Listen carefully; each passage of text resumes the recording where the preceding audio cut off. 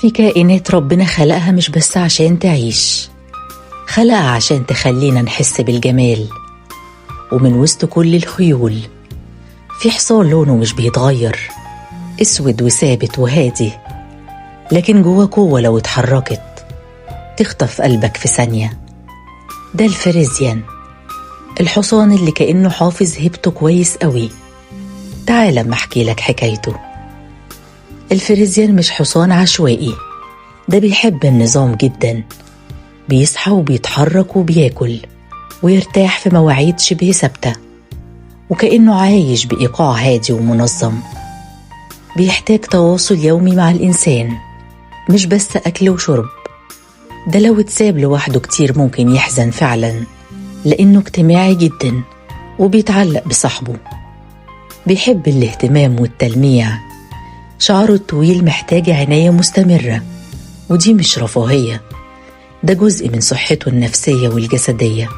حركته مش عادية، يعني بيرفع رجله بطريقة عالية ومنظمة، وكأنه بيرقص مش بيمشي، وده اللي بيخليه نجم العروض الملكية.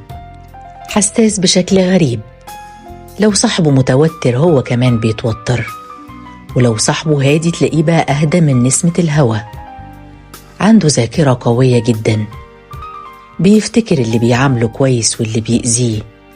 عشان كده بيقولوا الفريزيان ما بيترباش بالقوة، بيتربى بالحب. ده مش مجرد حصان لونه أسود، ده هوية كاملة، لون ثابت، حركة فخمة، على عكس الحصان العربي اللي بيعتمد على الانطلاق والحرية. الفريزيان بيعتمد على الهيبة والسيطرة الهادية.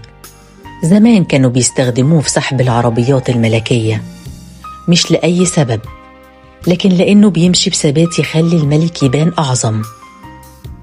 صوته أهدى من خيول كتير، وكأنه مش محتاج يثبت نفسه. رغم حجمه وقوته لكن هو نادر جدا يكون عدواني. الغريب إنه هو شبهنا أكتر ما احنا فاكرين. في ناس شكلها هادي من بره، بس جواها قوة وحكايات وثبات مش بيتكسر بسهولة. وفي ناس مش محتاجة تغير لونها كل شوية عشان تتشاف، ثابتة، وده سر جمالها. الفريزيان بيقولك حاجة بسيطة، مش لازم تكون الأسرع عشان تبقى مميز، كفاية تكون على طبيعتك وتعرف تمشي بطريقتك انت. ولو عجبتك الحلقة قولي احكي يا نونا، وفي الحلقة الجاية هنتكلم عن الحصان العربي. ولو الفريزيان ملك الأرض، فالعربي روحها وهي بتجري.